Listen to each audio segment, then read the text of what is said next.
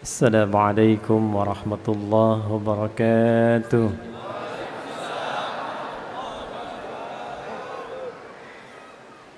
الحمد لله الذي ألف بين قلوبنا فأصبحنا بنعمته إخوانا، والصلاة والسلام على رسول الله الذي باقتداء سنته الشريفة أصبحنا للمتقين إماما، فصلوات الله عليه وسلامه التام وعلى آله وصحبه وذرياته وأمته إلى يوم الميعاد الذي هو أمامه وبعد.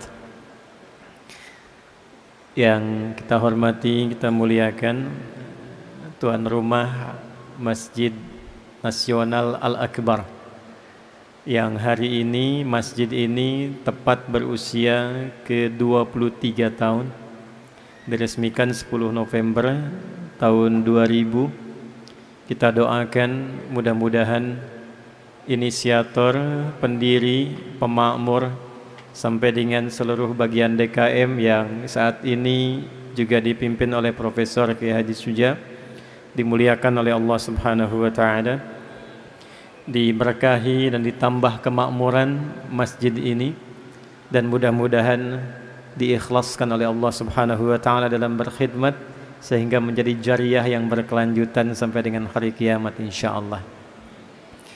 Yang kita hormati, kita muliakan guru kita Kiai Haji Saleh Ibrahim beserta juga panitia dari Wafa. Mudah-mudahan ahli Quran yang dididik, disiapkan, dan para pengajarnya mendapat keberkahan dari Al-Quran seperti yang dijanjikan oleh Nabi SAW. Dan janji ini diviralkan oleh Al-Imam Al-Bukhari. Imam Al-Bukhari menerima hadis ini dari Hajjaj bin Minhal. Hajjaj bin Minhal menerima dari Syu'bah. Syu'bah menerima dari Sa'ad bin Ubaidah. Sa'ad bin Ubaidah menerima dari Abu Abdurrahman As-Sulami. Abu Abdurrahman As-Sulami menerima dari Uthman bin Affan. Uthman bin Affan radhiyallahu taala anhu menerima dari Nabi Muhammad sallallahu alaihi wasallam bin Abdullah bin Abdul Muttalib bin Hashim bin Abdul Manaf bin Qusay bin Murrah bin Kilab bin Ka'ab bin Ghalib bin Fihr bin Malik bin Nadar bin Kinana bin Khuzaimah bin Mudrika bin Ilyas bin Nizar bin Mudar bin Ma'ad bin Adnan bin Addi bin Adri bin Muqawwam bin Nahur bin Tarikh bin Ya'rub bin Yasjub bin Nabit bin Ismail alaihissalam bin Ibrahim alaihissalam bin Azar bin Nahur bin Abir bin Kinan bin Rafakhshad bin Sam bin Nuh alaihissalam bin Mihlail Matushala bin Kinan bin Anwas bin Thith bin Adam alaihissalam. Faqala Rasulullah sallallahu alaihi wasallam, khairukum man ta'allama al-Qur'ana wa 'allamah. Yang terbaik di antara kalian, kata Nabi. Jadi kalau ada orang jujur, nah ini di antara yang terbaik dari yang jujur itu. Kalau ada orang pintar, nah ini di antara yang terbaik dari yang pintar itu. Kalau ada orang sukses, nah ini yang terbaik dari yang sukses itu. Siapa mereka? Man ta'allamal Qur'an.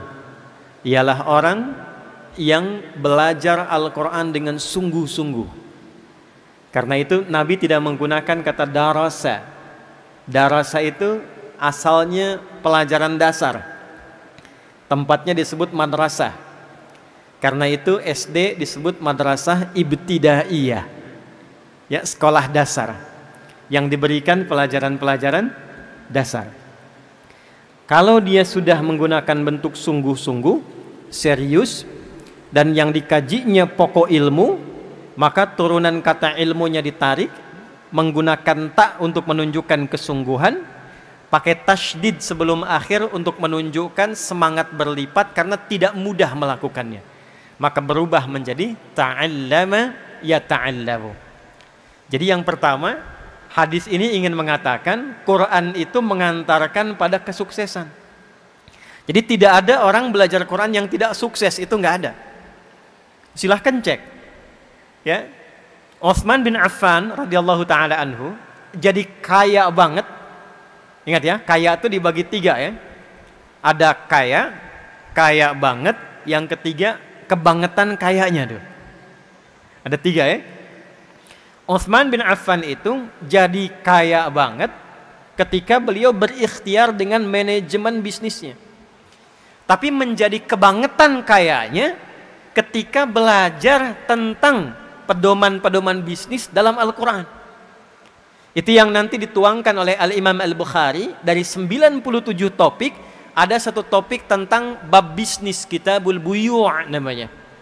Jadi ketika belajar Al-Quran, dipahamkan oleh Nabi, berubah, bertransformasi. Dagang tetap dagang, tapi asetnya meningkat itu. Dari yang kaya menjadi kebangetan kayanya. Saking kebangetan kayanya, itu asetnya sekarang masih ada, dan dialihfungsikan menjadi hotel. Jadi kalau Anda ya nanti insya Allah punya rezeki ya umrah, mudah-mudahan yang belum disegerakan ya. Tidak cukup dengan amin, nabung tuh. Nabung. Itu kalau sampai Madinah, biasanya kita belok dulu dari belakang. Sekarang ada hotel, warnanya itu krem, ya, tinggi bangunannya. Itu dituliskan jelas wakaf Utsman bin Affan radhiyallahu taala anhu. Wakafnya Sayyidina Utsman bin Affan. Sampai sekarang masih ada. Abdurrahman bin Auf itu dari yang tadinya kaya masuk Islam, kemudian maaf sekali ya, diambil semua, dirampas kekayaannya oleh orang-orang Quraisy pada masa itu. Lalu dibiarkan beliau untuk hijrah. Sengaja tidak dieksekusi untuk menunjukkan pesan, nih kalau masuk Islam resikonya begini. Kehilangan harta, kehilangan bahkan semua yang melekat di tubuh, mesti jalan lebih dari 400 kilo, belum tentu selamat. Tapi konsisten dengan hijrahnya, belajar kemudian secara profesional dengan Nabi, dibimbing oleh Rasulullah, setelah belajar dari Al-Quran, itu melahirkan transformasi kekayaan. Saya pernah hitung waktu kajian ilmiah untuk mendapatkan honoris causa itu. Jadi diminta membuat tulisan ilmiah, diuji oleh hampir 15 profesor. Yang saya uji itu transformasi sahabat ketika belajar dari isi Al-Quran.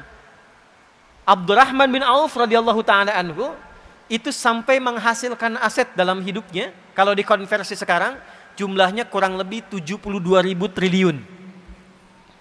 Orang kaya sekarang Jeff Bezos, ada Elon Musk, itu baru kisaran 3.000 sampai 4.000 triliun.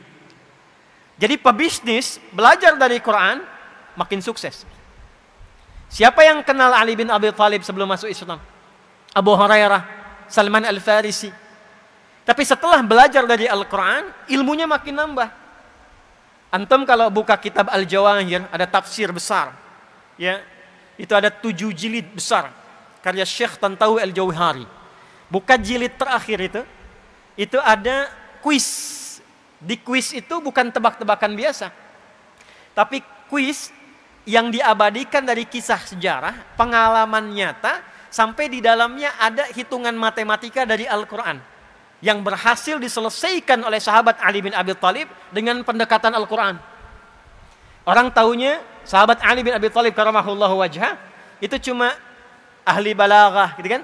Padahal beliau tuh ahli Quran, ahli tafsir, ahli balaghah, ahli matematika.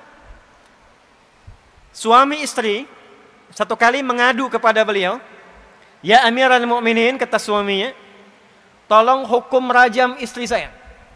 Kenapa? Karena dia berzina. Kamu menyaksikan? Tidak. Ada saksi? Tidak. Tahu dari mana zina? Masa kami nikah, ini hamil baru 6 bulan sudah mau lahiran. 6 bulan sudah lahiran. Ditanya pada istrinya, "Apakah engkau berzina?" "Tidak ya Amirul Mukminin." "Yakin?" "Yakin." "Mau sumpah?" "Iya." Kata Ali bin Abi Thalib radhiyallahu ta'ala anhu, "Shadaqat hiya." Benar istrimu, dia enggak bohong. Tapi kan baru 6 bulan ya Amirul Mukminin. Apa kata Ali bin Abi Thalib? "Alam tasma' qaulallahi ta'ala?" Apakah engkau tidak menyimak firman Allah Subhanahu wa taala? Maka dibacakan Quran surah Al-Ahqaf di ayat ke-15. "Wa wassaynal insana biwalidayhi ihsana" sampai ke kalimat "wa hamluhu wa fisaluhu 30 syahra." Mengandung dan menyapih, mengandung dan menyapih 30 bulan. Dan tidakkah engkau menyimak firman Allah di Quran surah Luqman surah 31 ayat 14 dibuka dengan kalimat yang sama. "Wa wassaynal insana biwalidayhi ihsana hamalathu ummuhu wahnan 'ala wa fisaluhu fi amain. Kan di surat Luqman menyapih, memberikan ASI sampai disapih amain, 2 tahun. Bukankah 2 tahun itu 24 bulan? Di surah Al-Ahqaf ayat 15, mengandung dan menyapih itu 30 bulan. Kalau 30 bulan kurangi 24 bulan berapa? 6 bulan ya Amiral Mukminin. Itulah yang dimaksud kelahiran prematur, kata Ali bin Abi Thalib. Jadi ngaji Quran itu bikin pintar. Nggak ada orang yang ngaji Quran yang nggak pintar, itu nggak ada. Riset terbaru di London. Tahu London? Tuh lampu merah sonoan dikit tuh. Riset terbaru di London, itu dokter yang temukan.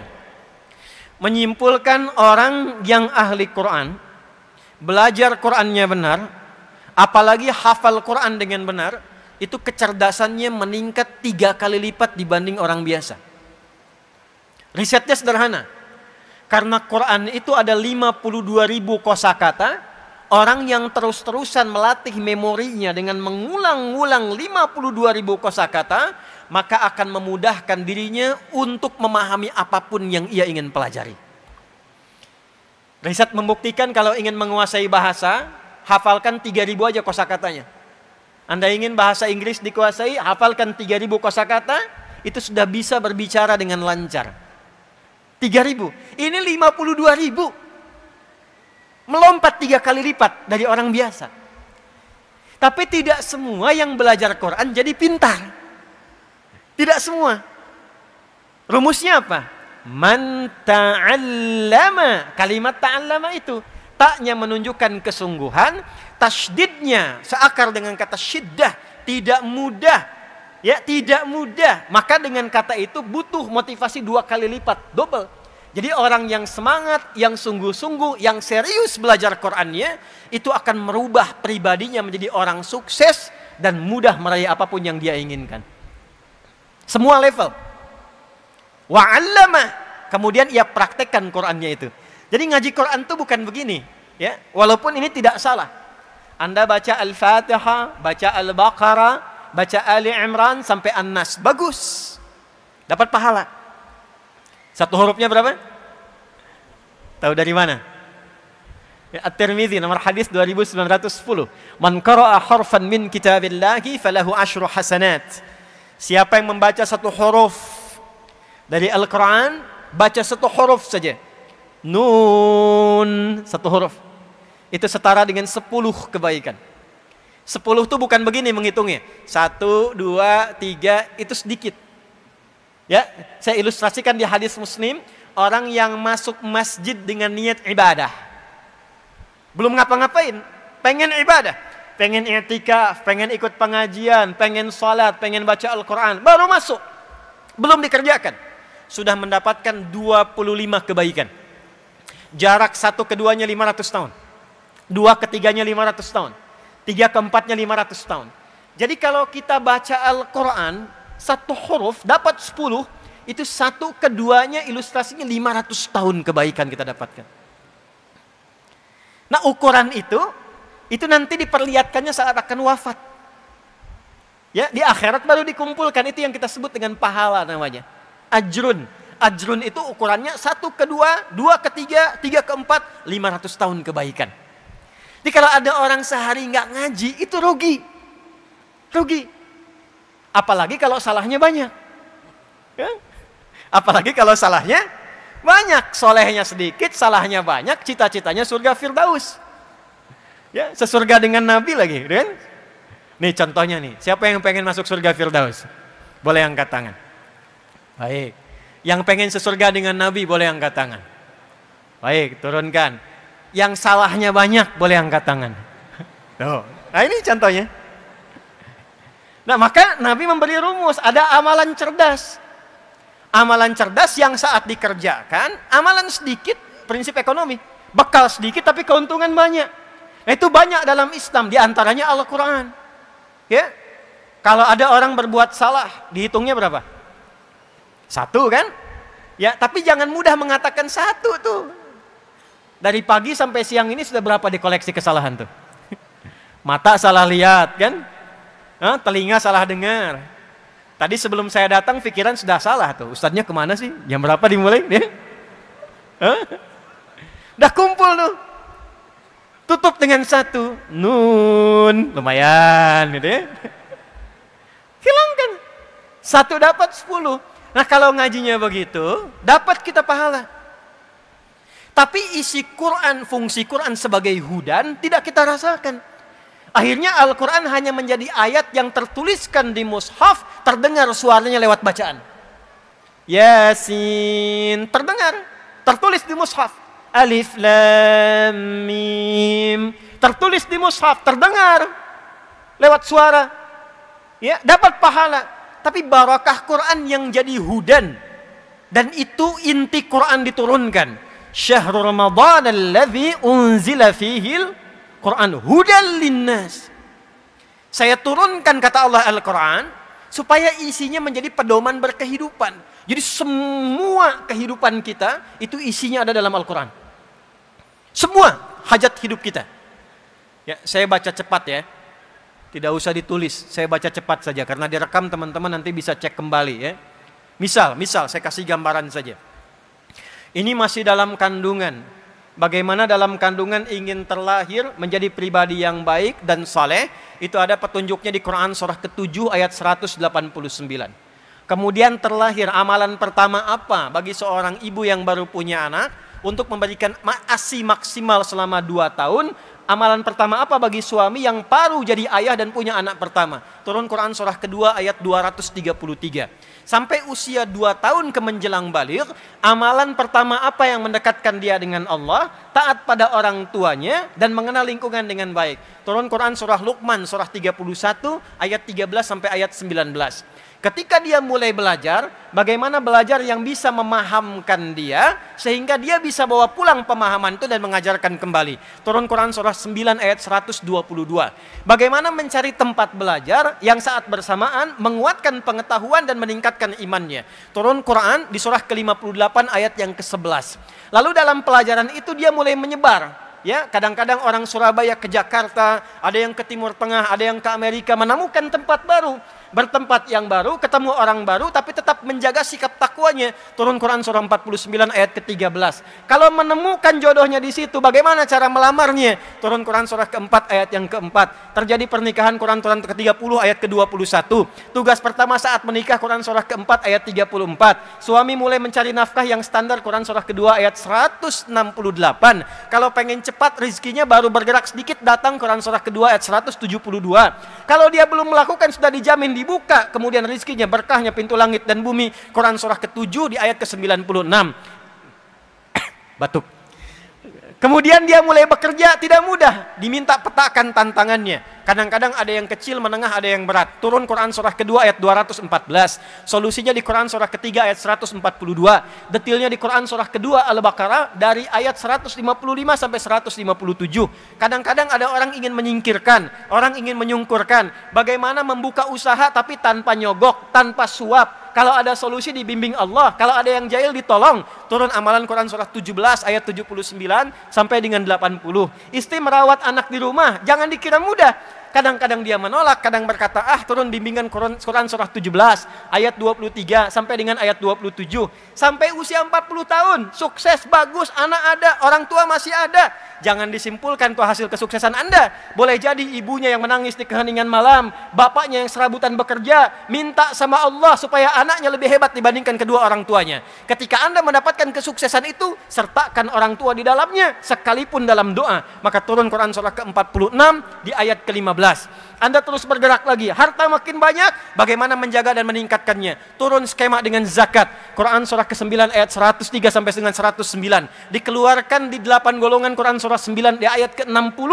Orang tua enggak dizakati, orang tua diinfaki. Tapi bukan cuma orang tua, ada 5 golongan. Spesifik Quran surah kedua ayat 215. Yang umum Quran surah kedua ayat 261 sampai dengan ayat 264. Naik lagi sampai sepuh, sampai kemudian berada dalam kondisi seperti kecil kembali, seperti bayi kembali, muncul masa pikunnya. Petunjuknya Quran surah 22 ayat yang kelima. Sampai kemudian menjelang sakaratul mautnya. Bagaimana sakaratul maut yang indah ketika nafas, kemudian kedatangan maut, Quran surah ketiga ayat 185. Diutus malaikat membawa maut, Quran surah ke-32 ayat 11. Maka menghadapi itu, hadapi yang tenang, dipanggil dalam keadaan tenang, mendapatkan ridha Allah dalam keadaan tenang. Rumusnya Quran surah 89 ayat 27 sampai dengan ayat ke-30. Maka dia menyiapkan kurikulum sampai alam kuburnya.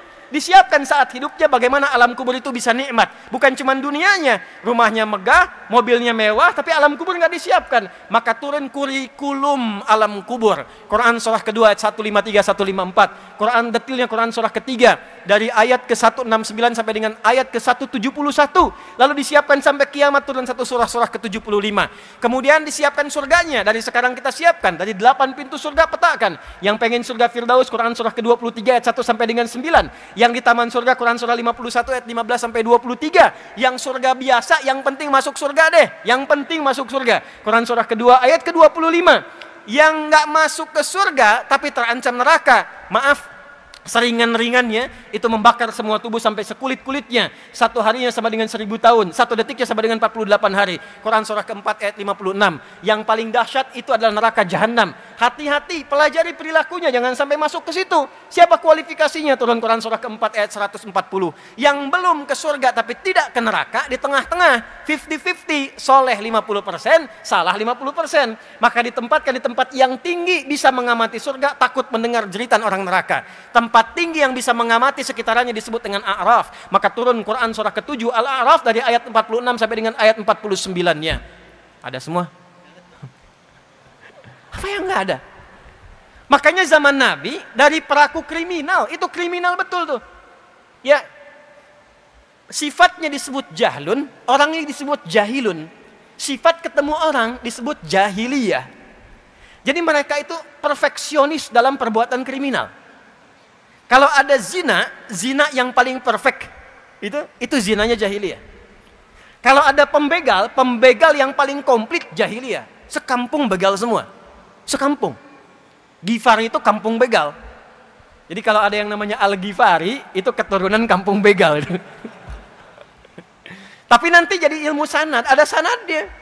Ya, itu Jundub bin Junada, pimpinan begal, masuk Islam, belajar Quran, jadi da'i. Preman pensiun tuh itu tuh hadisnya tuh. Itu jadi da'i, balik ke kampungnya Ghifar, dakwah di kampung, masuk Islam sekampung. Madinah heboh, dak dikduk datang, sekampung begal masuk Islam. Cuman karena satu orang yang kenal Quran, Jundub bin Junada.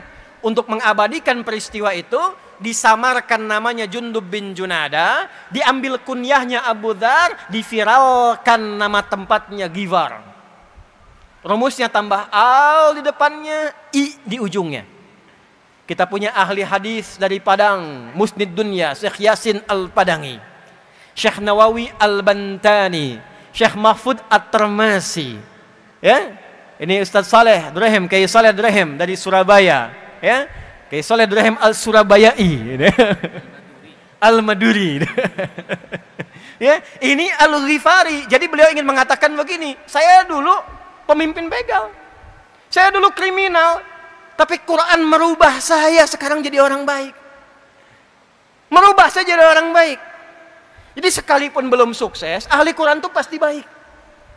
Jadi kalau ada orang ngaji Quran nggak baik, itu pasti ada yang salah dengan cara ngajinya. Bukan Qurannya yang salah. Kalau peci nggak masuk ke kepala, jangan potong kepalanya. Pecinya perbaiki. Karena standar pertama sebelum sukses, baik dulu. Allah tuh tidak menginginkan ada orang sukses, tapi kesuksesannya tidak diisi dengan kebaikan. Orang sukses yang tidak baik pasti merusak. Sapi, makanannya rumput. Pengusaha yang pintar, sukses tapi tidak baik, itu makannya bisa aspal. Aspal yang seharusnya 15 cm, 5 cm itu. Ya. Jadi sapi masih bisa makan rumput. Tapi orang sukses, pintar, nggak baik, makanannya bisa aspal. Karena itu kata Allah, orang belajar Quran sebelum diberikan kesuksesan, diberikan dulu kebaikan, sehingga dengan baik itu dia bisa mengatur semua kesuksesan yang Allah titipkan kepadanya. Itu yang dimaksud Quran surah ke-35 Fatir. Di ayat yang ke-32. Thumma awrathna al-kitaba alladhina istafayna min ibadina. Faminhum zalimun li nafsihi wa minhum muqtasid wa minhum sabiqun bil khairati biiznillah. Dzalika huwal fadlul kabir. Yang ingin saya katakan teman-teman sekalian, karena ini dibuka dengan wafa, tempatnya di Masjid Al-Akbar, masjid yang terbesar, ya, kita berharap mudah-mudahan penyelenggaranya ahli Quran, yang datang dengan juga ahli Quran, dan kita ingin mendapatkan barakah Al-Quran. Mudah-mudahan kita dimasukkan pada golongan yang disebutkan Nabi Muhammad SAW tadi sebagai ahli Quran yang baik. Ini mukaddimahnya. Ini baru mukaddimah, kita belum mulai itu, ya? Baik. Sekarang kita masuk pada intinya. Sekarang hari apa? Jumat. Tahu apa artinya Jumat? Yang tahu boleh angkat tangan. 1 juta. 5 juta. Ya. Apa artinya Jumat? Kalau salah antum harus menghafal Quran sampai selesai. Huh? Ya, ada yang lain? Berkumpul. Ada yang lain? Kumpul. Umroh. Ada yang lain? Waktu habis, udah. Jumat dulu belum ada. Saya ulangi, Jumat dulu belum ada. Sebelum Nabi Muhammad SAW diutus, nama Jumat itu tidak ada. Orang-orang yang hidup di era Nabi, sebelum Nabi dilahirkan, saat Nabi dilahirkan, tumbuh berkembang, itu menamai hari-hari yang berlangsung dalam kegiatan mereka dengan nama-nama hitungan hari. Contoh, hari pertama mereka beri nama dengan Yaumul Ahad. Al-Ahad, ada alif lamnya. Beda antara ada alif lam dengan tidak ada alif lam. Jadi ada wahid, ada ahad, ada al-ahad, beda. Kalau wahid, satu, tapi ada yang kedua. Kalau ingin menjadikan satu saja dengan kata wahid mesti disifati. Misal, Allah misalnya kan, kita ingin sifati dengan sifat yang esa, tapi ingin dilekatkan dengan kata wahid. Wahidnya nggak boleh berdiri sendiri, mesti diturunkan namanya, lekatkan dengan kata wahid. Maka turun ayat wa ilahukum ilahu wahid. Tapi kalau kita ingin jadikan satu-satunya, nggak ada yang lain, maka jadikan katanya dengan nama ahad tanpa alif lam. Maka turun Quran surah 112, qul huwallahu ahad. Satu-satunya, tidak ada duanya. Tapi kalau kita ingin katakan ini satu yang spesial, tapi nanti ada yang berikutnya, tambahkan alif lam, maka menjadi al-ahad. Yaumul ahad, hari yang pertama. Kedua, mereka beri nama dengan Yaumul Isnain, hari yang kedua. Diserap ke dalam bahasa Indonesia menjadi hari Senin. Dulu hari pertama pun yang kita kenal itu Ahad, Yaumul Ahad. Setelah kedatangan Portugis tahun 1511, datang Portugis lewat Selat Malaka, maka diperkenalkanlah nama Minggu dari kata Domingo. Nanti lain waktu kita bahas ya, supaya tidak terlampau lama di pembahasan itu. Ahad, Al-Ahad, kemudian Itsnin, hari ketiga diberi nama dengan Yaumul Thulatsa dari kata Thalathah. Diserap ke dalam bahasa Indonesia hari Selasa. Keempat, Yaumul Arbi'ah dari kata Arba'ah. Diserap ke dalam bahasa Indonesia hari Rabu. Kelima, Yaumul Khamis dari kata Khamsah. Diserap ke dalam bahasa Indonesia hari Kamis. Keenam, itu tidak menggunakan bilangan lagi. Kalau mau konsisten harusnya Yaumus Sittah atau Yaumus Sadis. Hari ketujuhnya balik ke bilangan lagi, Yaumus Sabt dari kata Sab'ah. Disingkat jadi Sabat, diserap ke dalam bahasa Indonesia menjadi hari Sabtu. Yang keenam, itu mereka beri nama dengan Yaumul Arubah. Hari apa? Yaumul Arubah. Kenapa diberi nama dengan Yaumul Arobah? Satu, mereka lihat Yahudi punya kumpul-kumpul Sabtu. Nasrani punya kumpul-kumpul Yaumul Ahad, Minggu. Maka orang Arab pada masa itu membuat kesepakatan kumpul di parlemen mereka, yang nanti umrah atau haji, kalau Anda nanti lihat depan Masjidil Haram, depannya ada Zam-Zam yang besar itu, Grand Zam-Zam, ya, hotel besar, di atasnya ada jam. Samping sebelah kiri dari situ, itu nyebrang sedikit ada hotel Hilton yang lama, yang warnanya kayak krem merah itu ya. Nah itu di Hotel Hilton, kalau naik ke atas sedikit, eskalator sedikit naik, belok ke kanan, itu ada musalla, itu rumahnya Abu Bakar As-Siddiq. Depannya persis ada tempat wudhu, ada toilet, depannya lagi, nah itulah parlemen Quraisy ada di situ, kumpulnya di situ.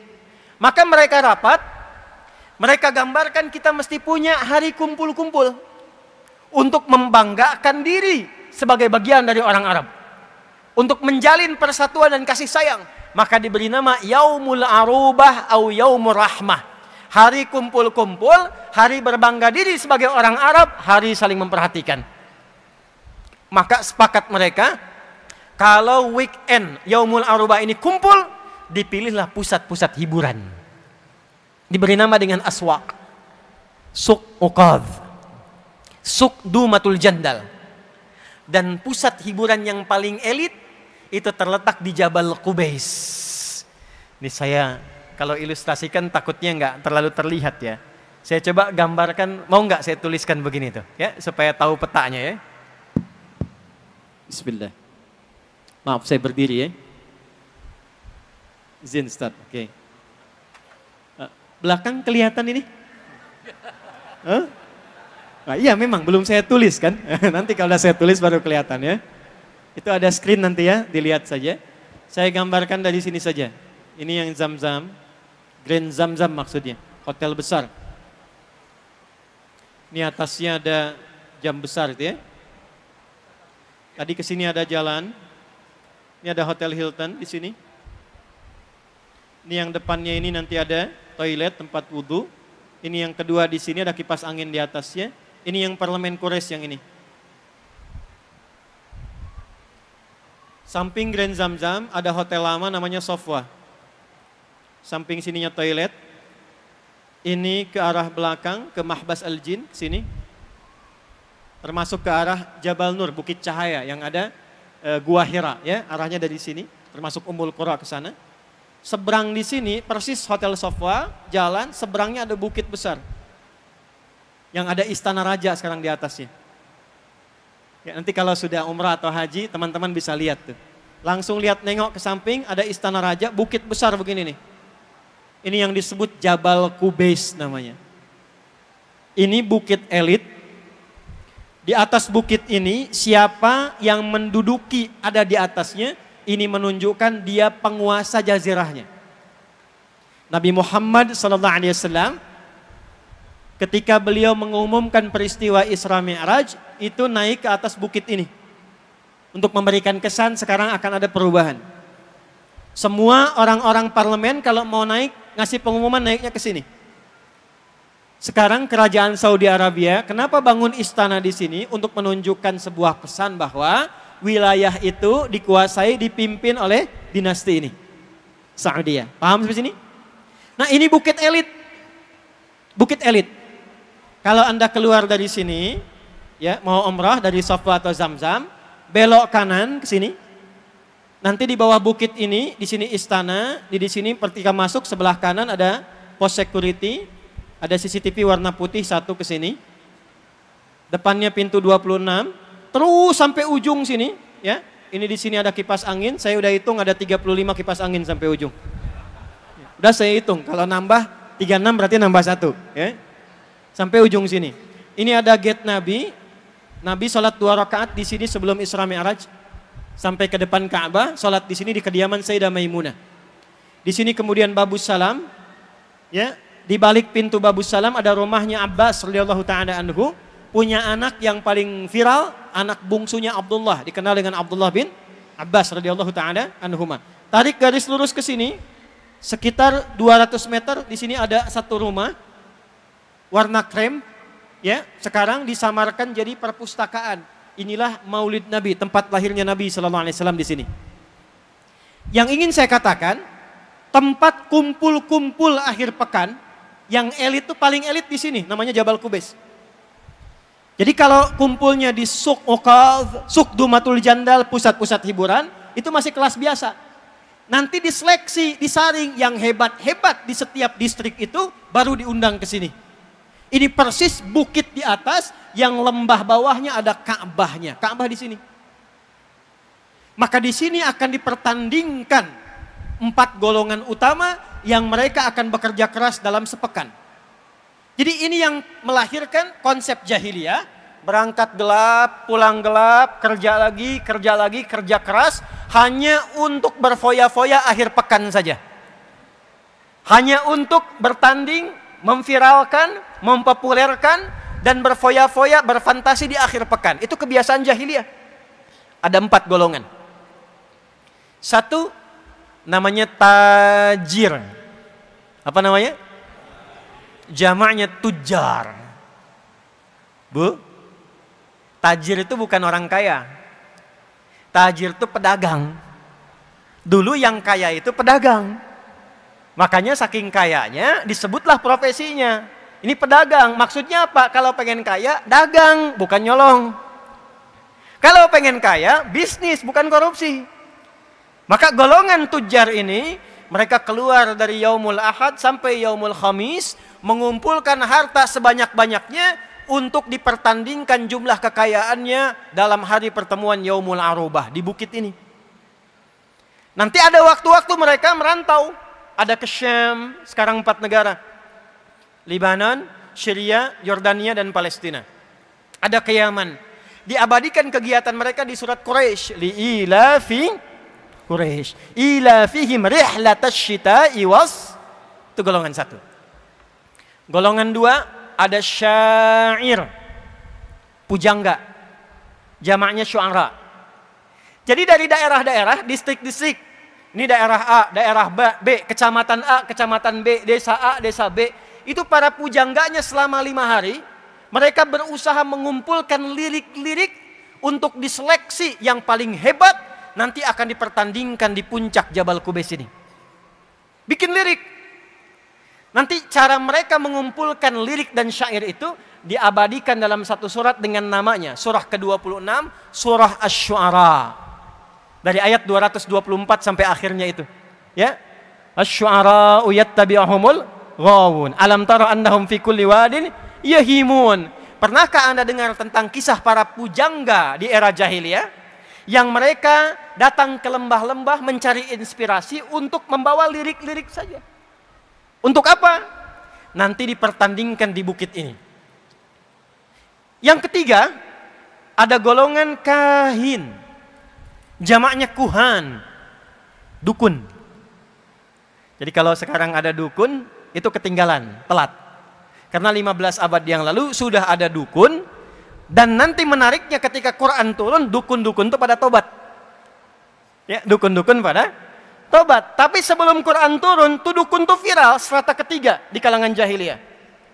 Selama 5 hari, dari Yaumul Ahad sampai Yaumul Khamis, sampai hari Kamis, itu dukun-dukun kompak, membikin mantra-mantra, jimat-jimat, nanti yang paling efektif dipertandingkan di sini, diangkat jadi pemuka dukun, ya pimpinan dukun seluruh wilayah Arab. 4, sahir. Tukang sihir, tukang santet. Itu tukang santet sudah ada di era Nabi Sallallahu Alaihi Wasallam, dan itu jasanya dipakai baik oleh para pengusaha ataupun para penguasa. Jadi nanti kalau ada pengusaha ingin mengalahkan lawannya tapi tak bisa secara normal, disewa tukang santet, sahir. Termasuk ketika ingin mengalahkan satu tokoh yang sulit dikalahkan secara normal, disewa tukang sihir. Sehingga nanti turun terutama 2 surah terakhir, Al-Falaq dan An-Nas. 4 golongan ini yang paling utama berlomba di era jahiliyah. Kumpul di Jabal Qubais. Yang paling kaya jadi golongan penentu. Ini yang punya kebijakan. Pujangga diseleksi nanti ada 7 yang viral. Kalau 7 ini yang menyeleksi namanya An-Nabirah Az-Zibyani. Nanti kalau dia dapat 7 golongan, 7 orang terhebat, maka puisinya, syairnya akan ditulis dengan tinta emas, ditempel di dinding Ka'bah.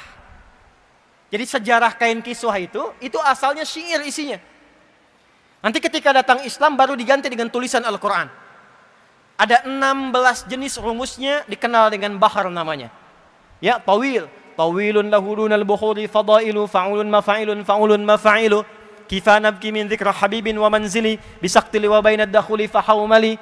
Rajas, mustaf'ilun, mustaf'ilun, mustaf'ilun, mustaf'ilun, mustaf'ilun, mustaf'ilun.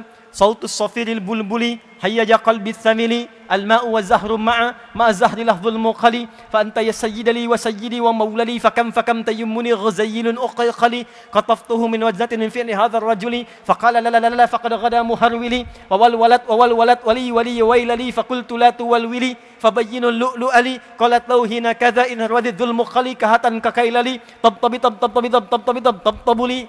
Coba ulangi. Ada madid, mufa'alatun mufa'alatun fa'ilatun tala'al badru min thaniyatil. Nah itu asalnya dari syair. Rumusnya 16 disebut dengan bahar namanya.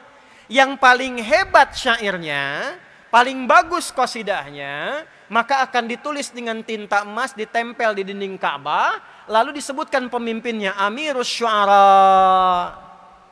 Amirus Syu'ara, dulu Imra'il Qais namanya. Kegiatannya gitu aja tuh. Kegiatannya begitu. Tiap hari kerja, berangkat gelap, pulang gelap. Weekend, foya-foya. Weekend, libur, cari tempat hiburan. Jadi kalau antum tiap hari kerja, akhir pekan cuman liburan, makan, minum, buang-buang uang, nah itu setengah jahiliyah. Itu setengah jahiliyah. Pamer, kerja, dapat mobil bagus, ya malam-malam cuman buat bisingin orang, panasin balapan sama taksi, bem, dipakai enggak? Nah itu jahiliyah. Itu kegiatan dulu sudah ada. Maka apa yang terjadi? Sesaat sebelum hijrah ke Al-Madinah Al-Munawwarah. Hijrah itu artinya bukan cuman pindah. Kalau pindah itu artinya intiqal, cuman pindah. Ana antaqil min Bekasi ila Surabaya. Saya pindah dari Bekasi ke Surabaya. Tapi pindah yang membawa perubahan. Sekalipun tempatnya enggak pindah, tapi aktivitasnya berubah. Saya dekat dengan masjid nih. Rumahnya samping masjid. Bahkan toaknya masjid tuh ke rumah saya begini tuh. Jarak ke masjid dengan berapa langkah, tapi belum mau ke masjid. Tiba kemudian, maaf saya mau tanya dulu, kalau ada tetangga masjid, samping masjid, nggak ke masjid, dia muslim, apa hukumnya? Bakar rumahnya. Ini dia ya. Hati-hati. Hukumnya ajak dia ke masjid. Ada orang Islam, tetangga masjid, belum mau ke masjid. Hukumnya ajak dia ke. Dahulukan fikih dakwah. Mungkin Anda dijadikan oleh tetangganya supaya mengajak dia, bukan mencela dia. Nanti kalau hari kiamat ditanya bagaimana? Engkau saya tempatkan di samping si fulan yang nggak ke masjid supaya engkau ajak, bukan supaya engkau bikin status mencela dia. Ini di Instagram dinaikin, punya tetangga beriman tapi nggak ke masjid. Bukan itu.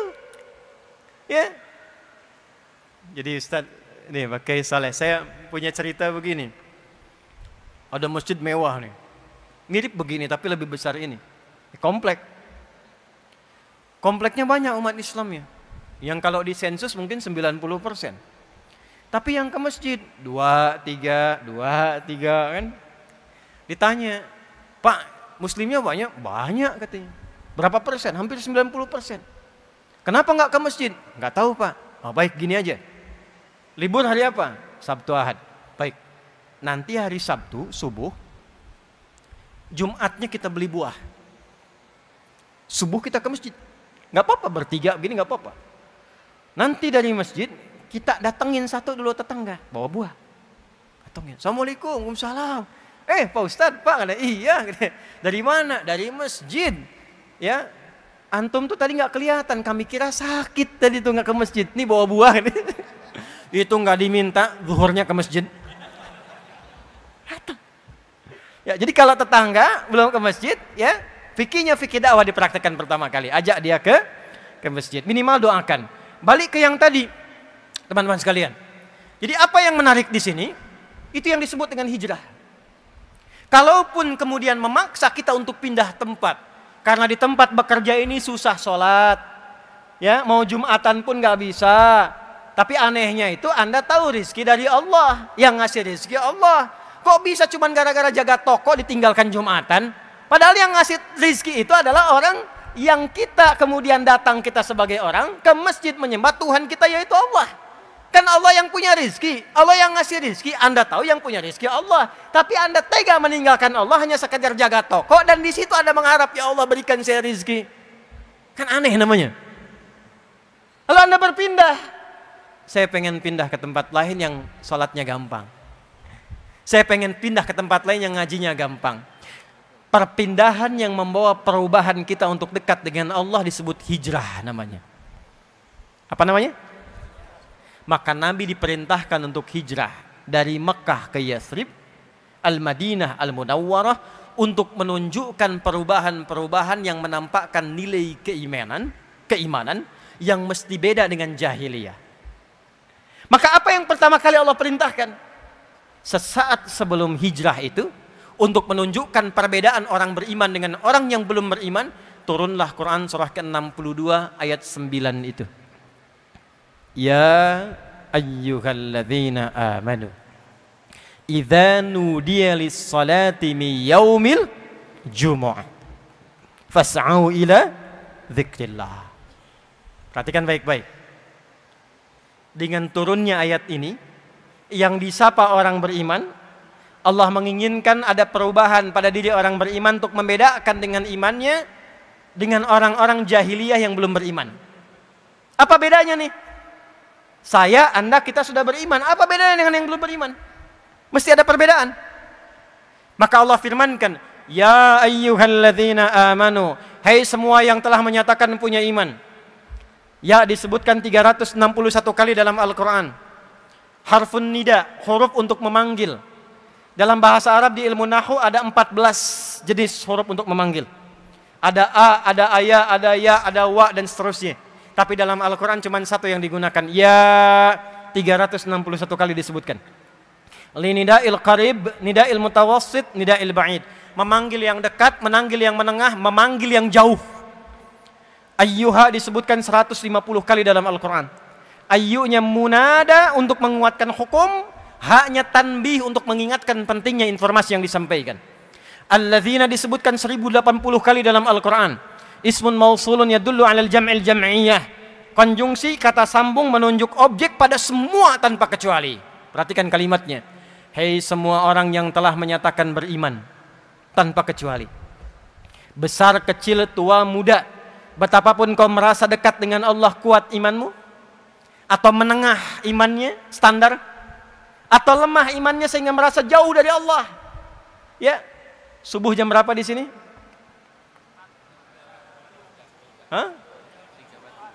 3.40, 3.41, 4.30 terjadi perbedaan pendapat. Ya, karena berasal dari jauh-jauh, ya. Baik. Ambil misalnya standar lah 3.44 bisa dengan komat. Allahu akbar, Allahu akbar. 3.44. Dipanggil langsung datang. Allahu akbar, Allahu akbar. Dipanggil ingat, ya Allah sudah adzan. Siap-siap wudu, siap salat. Itu imannya iman standar. Kuat tidak, lemah tidak. Iman standar, belum kuat. Anda kerja jam 7, datang jam 7, standar tidak? Standar. Kerja jam 7, datang jam 6, itu hebat namanya. Di atas standar. Dipanggil jam 3.44, datang jam 3.04. Sebelum dipanggil sudah datang, itu iman kuat namanya. Subuhnya 3.44, jam 3 sudah bangun. Dia tidak hadir saat adzan, tapi dia menunggu sampai adzan tiba supaya subuhnya khusyuk, dia warming up dulu dengan tahajud. Itu iman kuat. Jadi kalau dipanggil 344 datang, itu iman standar. 344 dipanggil, 443 baru sadar. Itu iman lemah. Iman lemah. Tapi Allah memanggil dengan huruf yang sama, yang penting punya iman. Hei semua yang telah beriman, perhatikan cara menerjemahkannya. Aku tidak peduli apakah imanmu itu dalam keadaan lemah, ataukah imanmu standar, ataukah imanmu kuat. Aku berikan satu amalan yang dengan amalan itu kalau dikerjakan dengan benar, yang lemah menjadi kuat, yang standar semakin menguat, yang kuat semakin dekat dengan Allah Subhanahu wa taala. Sekaligus iman itu akan membuktikan keberadaan dia yang membedakan antara orang beriman dengan orang yang belum beriman. Apa bedanya? Idza nudiya lis-salati min yaumil jumu'ah. Dari sejak itu berubahlah nama Yaumul Arubah menjadi Yaumul Jum'ah. Itu asalnya. Dulu nggak ada, hari Jumat tuh nggak ada. Jumat itu turun namanya sesaat sebelum hijrah. Berubah dari Yaumul Arubah jadi Yaumul Jum'ah. Arubah itu cuman kumpul-kumpul, datang, rame-rame pulang. Yang kaya tetap kaya, yang miskin tetap miskin. Dirubah. Hei, yang beriman tidak begitu. Nggak dilarang kumpul. Kalau bisa kumpulnya lebih banyak lagi. Kalau bisa jangan dari satu tempat, banyakin tempat A, tempat B, kumpul. Tempat kumpulnya disebut dengan jami', akarnya sama. Makanya sering ditambahkan masjid jami'. Jami' itu tempat mengumpulkan yang banyak. Yang datang al-mujtama' al-islami, masyarakat Islam yang banyak. Waktu kumpulnya, momentum kumpulnya disebut dengan Jum'ah. Apa itu Jum'ah? Jum'ah itu satu, datang kumpul. Dua, saling mengenali di antara yang kumpul. Ta'aruf. Tiga, saling mengisi di antara yang kumpul. Datang, saling kenal, saling isi. Saling bersinergi. Itulah Jumat. Jadi Jumat itu bukan begini, datang, dengar khutbah, kadang-kadang ngantuk, ada yang tertidur, ada yang bikin khutbah tambahan, kemudian sholat 2 rakaat dan pulang. Itu bukan Jumat namanya. Itu cuma kumpul-kumpul aja. Jumat itu datang, kenali siapa yang datang, duduk, samping kanan Anda siapa, kiri Anda siapa, belakang Anda siapa, depan Anda siapa. Masjidnya sekarang Al-Akbar, Masya Allah, masjidnya besar. Ruang utamanya sudah 4.000 orang. Bikin database-nya. Dari mana yang datang ini? Kumpulkan database-nya. Dipersaudarakan satu dengan yang lainnya. Tidak ada satupun yang datang ke Masjid Nabi di hari Jumat kecuali mengenal di antara mereka siapa yang ada satu dengan yang lainnya. Termasuk yang dari luar kota. Ya. Ada orang dari Gotofan, namanya Sulek. Datang ke Madinah. Begitu masuk langsung duduk. Orang Madinah tahu semua, kalau masuk ke masjid pengen i'tikaf walaupun sebentar, sholat dulu 2 rakaat baru duduk. Beliau ini masuk langsung duduk, Nabi sedang khutbah. Maka Nabi dengan indahnya ini adabnya, tidak menunjuk, "Hoi, sholat dulu, sholat." Tidak. Tapi membuat kalimat yang umum supaya tidak tersinggung orangnya. Maka dibuat kalimat umum, kata Nabi, kama qala Rasulullah sallallahu alaihi wasallam, "Idza dakhala ahadukumul masjida, fala yajlisa hatta yusalli rak'atain." Jika ada seseorang ingin masuk ke dalam masjid, ya, di riwayat lain wa arada an ya'takifa, dan dia berniat untuk duduk walau sejenak, maka jangan langsung duduk kecuali salat dulu 2 rakaat. Maka kelak diviralkanlah salat itu dengan nama salat tahiyatul masjid. Tapi spirit tahiyatul masjid ternyata bukan sekedar salat, tapi Nabi ingin menunjukkan kepada jamaah yang ada, hei sahabat-sahabatku yang dari lingkup lokal di sini, ini ada kawan kita yang baru datang. Dia belum tahu tahiyatul masjid. Coba lihat siapa, kenali dia, bawa hajat apa. Makanya nggak ada yang datang ke Masjid Nabi khususnya hari Jumat kecuali semua hajatnya selesai. Yang lapar datang, pulang kenyang. Dulu era-era Nabi, awal-awal Jumatan itu sampai motong kambing. Tanya ke Soleh tuh. Ya, peserta Jumatan pertama 12 orang, imamnya Mus'ab bin Umair di Bani Salim itu 12 orang pesertanya, awal peserta. Yang dipimpin Nabi 40 orang, itu selesai Jumat potong kambing dulu. untuk mengakrabkan diri satu dengan yang lainnya. Ya. Abah dari mana? Dari sini. Bapak dari mana? Dari sini. Ngobrol, kenalan, kenal, rekat, itu yang disebut ukhuwah namanya. Ya. Al-Akbar nggak usah potong kambing. Jamaahnya yang kompak. Di sini siapa yang punya restoran? Yang punya rumah makan? Ya, yang punya pabrik minum? Yang punya botol-botol itu? Kumpulkan samping ini sehingga orang merasakan gembira ketika datang Jumat. Ini hari raya ya akhi. Ini Id kita setiap pekan ya ukhti. Datang gembira ke Jumat. Yang punya profesi A, profesi B datang persaudarakan. Dan semua orang di zaman Nabi rebutan. Allahu Akbar, datang seorang. Kata Nabi SAW, siapa yang hendak menjamunya, semua angkat tangan. Semua angkat tangan. Dan qadar Allah yang pertama ngangkat itu ternyata yang paling miskin di antara mereka. Masih ngangkat tangan. Kata Nabi, fulan kau duluan jadi tamumu. Itu dengan gembira digandeng ke rumahnya. Ya busra, ya busra, ya busra. Kamakala, kabar gembira, kabar gembira. Datang ke rumah istri nanya, ada apa bang? Ada pahala? Jawabnya pahala. Ya, padahal mungkin yang datang Pak Karno, Pak Sueb gitu kan. Ada pahala katanya. Begitu disebut pahala, senangnya luar biasa. Gimana stok dapur? Alhamdulillah, ada beberapa suap buat anak kita. Buat anak kita. Pahala datang, surga lebih utama. Tugas mama tidurkan anak-anak, tugas papa nyiapkan hidangan, biarkan kita menikmati pahala malam ini, tamu kita menikmati hidangan di malam hari ini.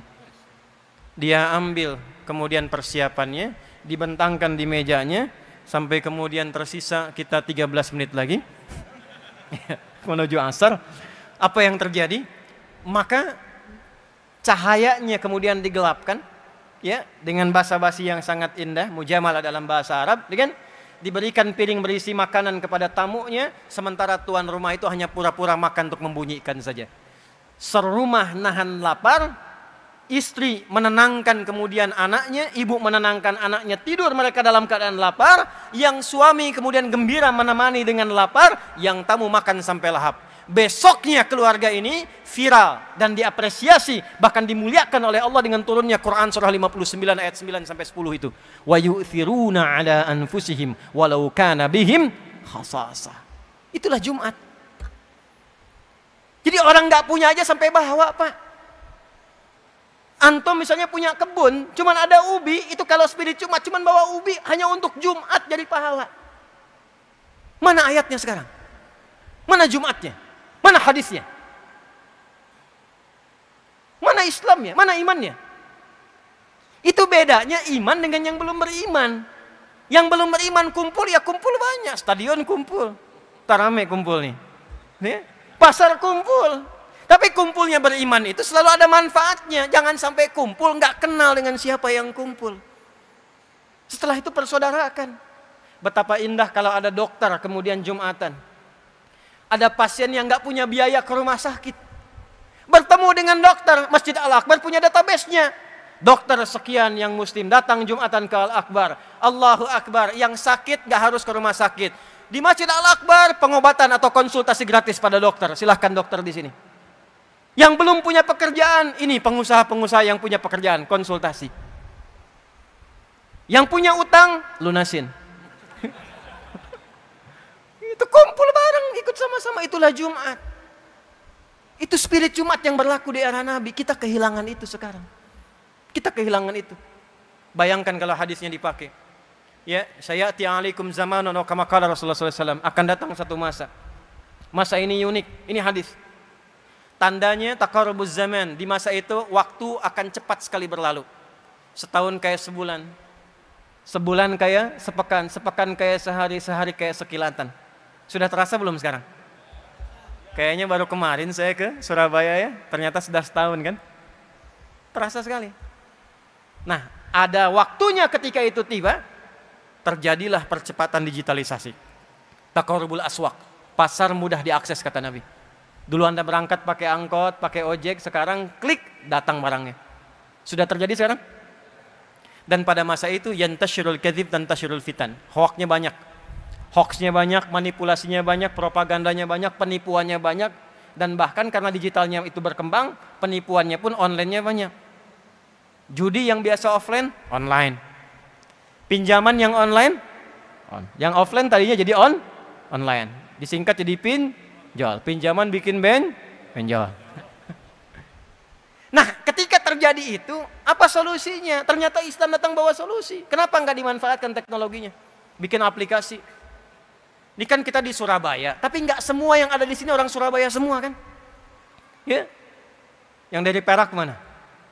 Tuh, ada yang dari Madura, tuh, Sidoarjo, tuh, ya, mana lagi? Malang, Masya Allah. Yang paling jauh dari mana? Aceh. Ada yang lebih jauh dari Aceh? Cianjur. Ada lagi? Hah? Flores. Masya Allah. Ya, Manado tuh. Kenapa nggak dibuatkan database? Misal sekitaran Surabaya dulu bikinkan, atau Jawa Timur pada umumnya. Bikin database. Masa dari yang banyak ini nggak ada yang bisa bikin aplikasi? Bikin di situ, cantumkan di situ daftar kita itu, teman-teman kita. Yang jualan beras, yang jualan baju, yang jualan hasil tani, yang jualan hasil kebun, bikin aplikasinya. Nanti orang Surabaya yang perlu baju tinggal klik beli dari situ. Yang perlu hasil padi, hasil kebun, hasil tani, beli dari situ, klik beli ke situ. Termasuk kemudian infak zakatnya kumpulkan lewat situ aplikasi, linkkan ke setiap masjidnya. Kalau itu bisa kita bikin, bisa kita buat, dan di Jumat kita ketemu, makmur. Zakatnya mengalir di dalam, ekonomi berputar di dalam. Bikin aplikasi misal ojek soleh tuh, pakai fingerprint di masjid. Setiap tukang ojek kalau pengen ngojek ke masjid, absennya. Subuh fingerprint, yang bukan tukang ojek, pepeo, silahkan coba lagi.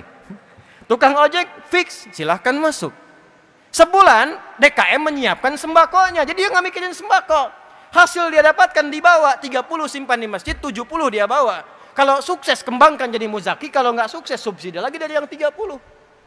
Dari mana modalnya? Dari zakat infak teman-teman yang masuk ke kotak infak, putar lagi di situ. Kalau perlu wali kota Surabaya bikin putusan, daripada membiayai yang besar-besar, yang opang-opang ojek panggalan, bikinkan aplikasi lokal, bikin gerakan lokalisasi. ASN wajib naik ojek dari situ, belinya ke situ, yang di dalam dibeli, ekonomi berputar di dalam, zakatnya diputar di dalam, baru kelebihannya setorkan ke pusat. Jadi, itulah Jumat. Mana makna Jumat itu sekarang? Mana? Tapi yang paling menarik, hafal ayatnya, hafal hadisnya. Dan habis Jumatannya datang dengarkan khutbah, kadang ngantuk, kadang tiduran. Yang didengar ujungnya aja, ambil yang baik, tinggalkan yang buruk. Pulang sendal yang bagus-bagus hilang semua. Setelah itu langsung, aduh lah kita mau weekend, mau liburan sambil Jumatannya nyambi. Padahal Jumatnya harus bahagia, masjid itu membahagiakan, menyenangkan. Di masjid saya tuh kalau Id khususnya, itu anak-anak difasilitasi yang perosotan, yang mainan, yang apa, yang pakai gula, yang manisan. Sampai mereka bertanya lagi, kapan Idul Fitri lagi Ustadz? Gitu, mesti dikenal. Boleh Allah Akbar bikin perosotan Pak depan. Mainan taman untuk anak-anak. Sehingga anak-anak itu bertanya, kapan Jumatan lagi? Kapan dapat kembang gula lagi? Kapan dapat manisan lagi? Antum tuh yang punya CSR, kenapa nggak disebarkan amplop kecil kasih anak-anak? Kasih 10.000. Sampai mereka nanya lagi, Om kapan Jumatan lagi? Gitu. Itulah Jumat. Itulah Yaumul Jumat. Itulah ya ayyuhalladzina amanu. Orang iman begitu. Nah, jadi teman-teman sekalian, saya itu tipikal orang yang tidak menginginkan kita melakukan sesuatu, tapi tidak memahami apa yang kita kerjakan. Di Islam itu tidak pernah ada nama yang hampa makna. Itu nggak ada. Semua nama ada maknanya. Salat, kenapa subuh, kenapa fajar, kenapa zuhur, kenapa asar, maghrib, isya, itu ada artinya. Ini dari takbir, gini, sampai salam, itu ada maknanya. Kenapa tangannya mengangkat begini? Kenapa kakinya itu lurus tegak menghadap kiblat sejajar dengan bahu? Itu ada artinya. Abdurrahman bin Auf jadi kebangetan kayanya, cuman paham berdiri saja. Dari berdiri dipraktekkan jadi kaya begitu. Antum sampai salam belum kaya-kaya. Ya. Ali itu mempraktekkan bagian sujud, jadi pintarnya luar biasa. Kita sujud dah banyak, dah lama, nggak selevel itu, apa yang salah? Boleh jadi kata Al-Quran, ini kata Al-Quran. Boleh jadi ada di antara orang sholat belum memahami apa yang dikerjakan dan dibacakan dalam sholatnya. Itu poinnya. Kita tinggal 5 menit teman-teman. 14.33 itu masuk asar. Saya mau tunjukkan satu saja begini, contoh ya. Ini contoh nih. Ini saat takbir, ya, tangan kan diangkat gini ya.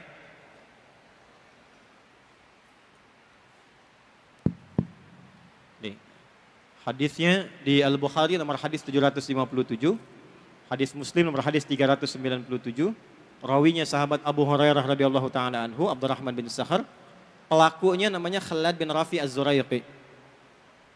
Khalad ini sholat, datang ke masjid Nabi. Lalu Nabi sedang berada di sisi lain, beliau salat sunnah. Begitu selesai salat, pema'atan Nabiyya sallallahu alaihi wasallam, mendatangi Nabi sallallahu alaihi wasallam, faqala, dan mengatakan, Assalamualaikum ya Rasulullah. Assalamualaikum ya Rasulullah. Kata Nabi, irji' salli fa innaka lam tusalli. Kamu balik lagi salat karena engkau belum salat. Kurang lebih 3 kali begitu sampai dia berkata, ya Rasulullah, ma uhsinu ghairah, alimni. Ya Rasulullah, aku enggak bisa lebih baik daripada ini, tolong ajarkan aku. Maka diajarkan dari mulai wudu, idza qumta ila shalah fa asbighul wudu, dari mulai wudu sampai salam. Saya persingkat satu saja untuk menunjukkan betapa pentingnya bagian gerakan salat. Lihat sini. Jadi begitu diangkat hadwaman kibaihi, ini riwayat pertama di Al-Bukhari ke sini. Riwayat An-Nasa'i di sini. Yang dekat daun telinga. Jadi ada 2 cara, di sini ya, di sini. Tapi apa maksudnya ini? Ini ada artinya. Kalau Anda ingin khusyuk dalam sholat, ini ada kitabnya ya, bukan ilmu takatik, ada kitabnya, ada sanadnya. Kalau Anda ingin khusyuk dalam sholat, maka buang urusan dunia ke belakang. Pasrahkan diri Anda kepada Allah, dan rasakan ini sholat mungkin terakhir yang Anda kerjakan dalam sholat. Itu yang dimaksud Al-Baqarah ayat ke-46. Alladzina yadhunnuna annahum mulaqu rabbihim wa annahum ilaihi raji'un. Nabi berbalik mengatakan, sallu salatan muwadda'. Salatlah kalian seperti halnya kalian menjadikan salat ini yang terakhir. Tapi buang urusan dunia ke belakang. Masalahnya ada orang ketika takbir pengen khusyuk, dunia masih di bawah. Itu yang menjadikan gak khusyuk. Allahu Akbar, di lisannya Allahu Akbar. Tapi perilakunya handphone Hu Akbar, jemuran Hu Akbar, status Hu Akbar. Allahu Akbar, tang ting tung ting tang ting tung. Halo, sebentar ya, saya lagi sholat, dibatalin dulu tuh. Dan ini yang menjadikan kita bisa menepi setan. Karena kenapa? Nanti silahkan cek saat asar ya. Karena saya mau akhiri. Sebelum sholat, itu semua orang bisa fokus untuk sholat. Hadis riwayat Abu Daud. Tapi ketika mulai takbir, Allahu Akbar, setan mulai berkata. Setan ada 9 jenis setan. Nanti kalau saya ke Surabaya lagi, insya Allah kita bikin judul Fikih Setan. Belum pernah belajar kan? Ada 9 jenis setan. Setan penggoda orang sholat, namanya khanzab. Kalau dia ada di masjid, yang pertama digoda, DKM masjid. Betul, hati-hati. Nanti lain waktu kita bahas. Sebab kalau DKM-nya itu berselisih, jamaah malas ke masjid. Ya, malas ke masjid. Dia datang menggoda, setelah kemudian tangan diangkat, fayaqulu syaitanu. Maka setan berkata, ingat ini, ingat itu, ya, sampai nanti ada orang yang sholat tidak sadar berapa rakaat sedang menunaikan sholatnya. Gak percaya, 1 menit lagi nanti azan. Ketika Anda sholat, begitu mulai takbir, setan akan berkata, sampai pelajaran saya pun akan dia sebutkan. Ingat kata Ustadz Adi dia, ketika Anda takbir, akan ada yang menggoda, itu setan itu. Ya. Nah, saya simpulkan dengan kita berdoa teman-teman sekalian, karena kita sudah mau masuk waktu asar. Saya berharap yang kumpul ini mendapatkan syafaat dari Al-Quran, keberkahan dari Al-Quran. Tolong keluar dari sini jadilah bersaudara. Jangan terpecah belah, jangan saling merendahkan, saling menghormati. Warga Surabaya tolong bangun Surabaya dengan baik. Warga Jatim bangun Jatim. Warga Indonesia kita bangun Indonesia dengan kedamaian dan kebaikan.